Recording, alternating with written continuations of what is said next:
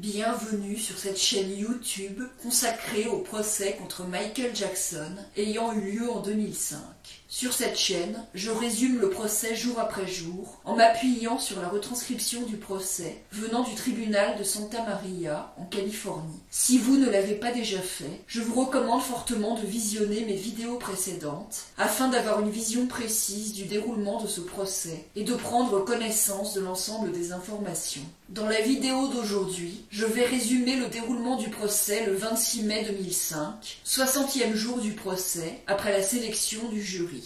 Le juge autorise la diffusion d'une vidéo de Gavin Arvizo faisant ses accusations devant la police. Il n'autorise pas l'utilisation de photos du sexe de Michael Jackson prises en 1993. L'accusation appelle comme témoin Gina Villegas, qui est responsable administrative pour Hollywood Ford à Hollywood. Elle a fait une recherche dans les archives de Hollywood Ford entre 2000 et 2004 pour voir si Janet Arvizo leur avait acheté une voiture. Elle dit que Janet Arvizo ne leur a jamais acheté de voiture. Elle dit qu'on ne lui a pas demandé de chercher si Janet avait présenté un mandat de 23 000 $ à Hollywood Ford. Elle dit que Hollywood Ford vend aussi des services aux automobiles et des pièces détachées de voitures. Elle dit que Janet n'a rien acheté. Elle ne peut pas savoir si Janet est déjà venue à Hollywood Ford. Elle dit qu'elle a vérifié pour les noms Arvizo et Ventura. L'accusation appelle comme témoin Donna Agers, qui est superviseur des archives au département de police de West Covina. Elle confirme que le 27 août 1998, David Arvizo a été arrêté et détenu à West Covina City Jail. Il a été arrêté à 18h13, enregistré en prison le 27 août à 21h45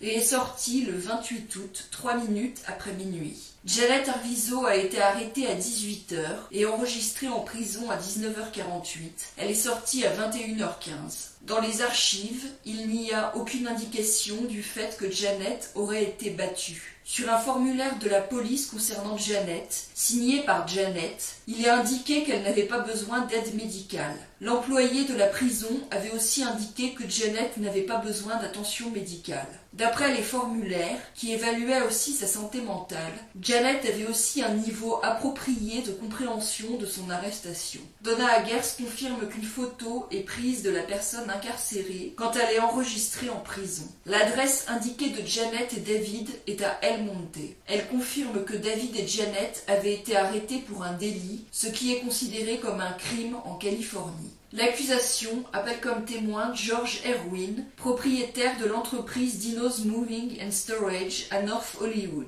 Il a amené des documents concernant le stockage de certains objets sous le nom de Brad Miller. La première date sur les documents est le 1er mars 2003. L'adresse indiquée est à Soto Street. Un nom de contact indique « Voir Asaf ». Une facture indique que le service était prolongé le 5 mars 2003. Les affaires ont été collectées le 1er et le 5 mars 2003 et il y a un inventaire des affaires mises en stockage. Elles ont été rendues le 1er octobre 2003 à Jay Jackson et Janet Arvizo. Les affaires avaient été chargées chez les Arvizo et emmenées dans l'entrepôt de stockage. George Erwin dit qu'il ne connaissait pas Brad Miller et que l'assistant de Brad Miller avait été un client de son entreprise depuis longtemps. Les affaires des Arvizo comprenaient des meubles et des affaires emballées. Aucune plante n'a été prise chez les Arvizo. George Erwin dit que les plantes ne sont pas prises dans l'entrepôt. Robert Sanger diffuse une vidéo filmée le 5 mars 2003 lorsque les affaires des Arvizo ont été chargées. George Erwin dit que l'homme qu'on voit nettoyer dans la vidéo n'est pas son employé. 2 de ses employés sont visibles dans la vidéo avec un t-shirt au nom de l'entreprise. L'accusation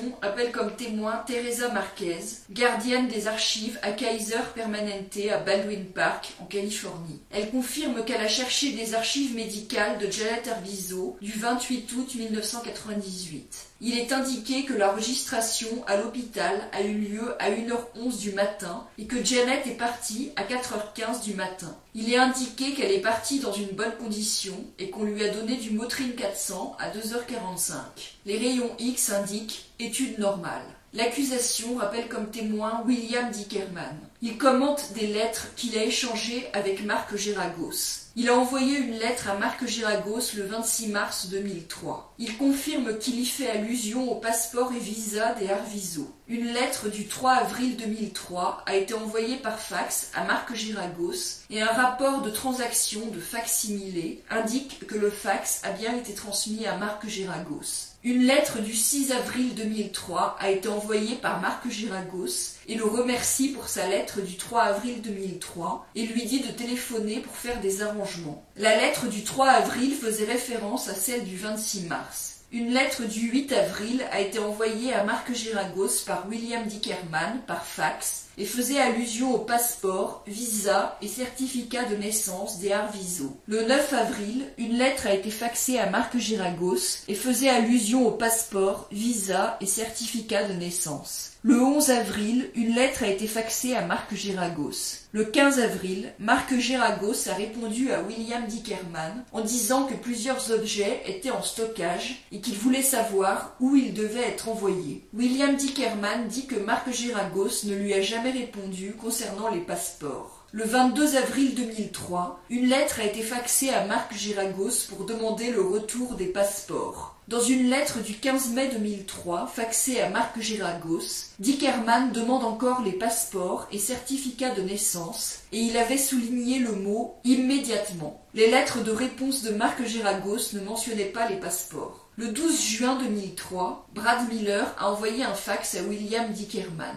Dickerman dit qu'avant ce fax, il ne savait pas où étaient les affaires des Arvizo. Marc Geragos ne lui a pas dit que les passeports étaient en sa possession. William Dickerman dit qu'il n'a pas dit à Marc Geragos où envoyer les objets en stockage, car il voulait une liste des objets et voulait savoir où ils étaient stockés et était surtout intéressé par les passeports, visas et certificats de naissance. Une lettre de Dickerman indique que Janet avait dit qu'il n'y avait pas, ou presque pas de meubles en stockage. Il confirme qu'on lui a dit à son bureau qu'on avait cherché à livrer les affaires des Arvizo, mais il était en congé. Dans une lettre du 15 mai 2003, Marc Geragos faisait remarquer que puisque Dickerman n'était pas équipé pour recevoir les affaires des Arvizo, il suggérait de résoudre le problème en faisant payer les $100 par mois de stockage par Janet. Dickerman lui avait répondu qu'il considérerait sa suggestion quand Marc Geragos lui aurait envoyé une liste des objets. Dickerman admet qu'il ne lui avait pas dit où livrer les objets et n'avait dit que plus tard si Janet paierait le stockage. Dans une lettre du 20 mai 2003, il disait que Janet était disposée à payer le stockage. Dans le fax du 12 juin 2003, Brad Miller lui donne l'adresse où les affaires des Arvizo sont stockées et dit qu'il a payé le stockage en mai et juin. Il lui dit de contacter l'entreprise Dino pour que le stockage soit transféré à Dickerman ou au Arvizo. Dickerman dit qu'après avoir reçu ce fax, il a appelé Janet et elle a accepté d'assumer le coût du stockage de ses affaires, mais il ne sait pas si elle l'a fait. Il dit qu'avant le fax de Brad Miller, Marc Geragos ne lui avait jamais dit où étaient stockées les affaires des Arvizo. Mesereau fait remarquer que dans une lettre du 17 mai, Marc Geragos lui demandait si Janet allait ou non assumer le coût du stockage. L'accusation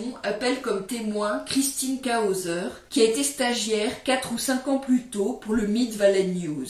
Elle confirme qu'elle avait travaillé pour Connie Keenan. Elle confirme qu'elle avait livré une dinde aux Arvizo et leur avait donné $5 et elle l'avait dit à Connie Keenan. Elle nie avoir dit à Connie Keenan que Janet Arvizo lui avait dit vouloir de l'argent plutôt que la dinde. Elle dit qu'elle n'a pas dit à Connie Keenan que les Arvizo allaient perdre leur maison à cause des dépenses médicales pour Gavin. Elle dit qu'elle avait dit à Connie Keenan que Janet Arvizo n'avait pas l'air d'être contente qu'on lui donne une dinde. Elle dit que Janet lui avait dit que les dépenses médicales pour Gavin n'étaient pas couvertes par leur assurance. Elle confirme avoir dit à Connie Keenan que Janet lui avait dit qu'une injection de chimiothérapie coûtait $12,000 et que Janet lui avait dit que sa voiture avait été confisquée.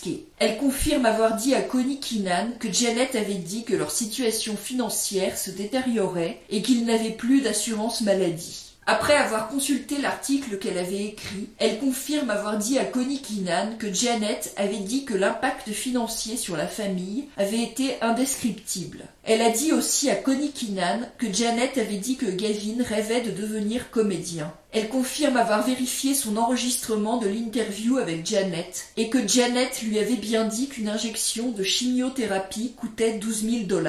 Ce n'était pas une erreur typographique. L'accusation rappelle comme témoin Maria Ventura, la mère de Janet Arvizo. Elle confirme que le 27 août 1998, elle était allée au centre commercial de West Covina pour récupérer ses petits-enfants le jour où Janet et David ont été arrêtés par la police. Elle dit que Gavin et Star sont restés avec elle jusqu'au lendemain. Star se plaignait d'un mal de tête et Gavin de son bras. L'accusation rappelle comme témoin Craig Bonner, qui identifie des relevés téléphoniques du téléphone portable de Brad Miller entre janvier et mars 2003 et des relevés du téléphone portable de Mark Geragos en février et mars 2003. Il dit qu'il y a eu un minimum de 50 appels téléphoniques entre Mark Geragos et Brad Miller et 15 appels entre Mark Geragos et Mark Schaffel et 60 appels entre Brad Miller et Frank Cassio. Le 12 février, il y a eu un appel à 3 entre Mark Geragos, Brad Miller et Mark Schaffel, appel initié par Mark Geragos. Le 15 février, il y a eu un autre appel entre Mark Schaffel, Brad Miller et Mark Geragos, et aussi le 20 février. Il dit qu'il y avait des appels téléphoniques presque quotidiens entre Mark Geragos et Brad Miller en février-mars 2003, et pareil pour Brad Miller et Frank Cassio.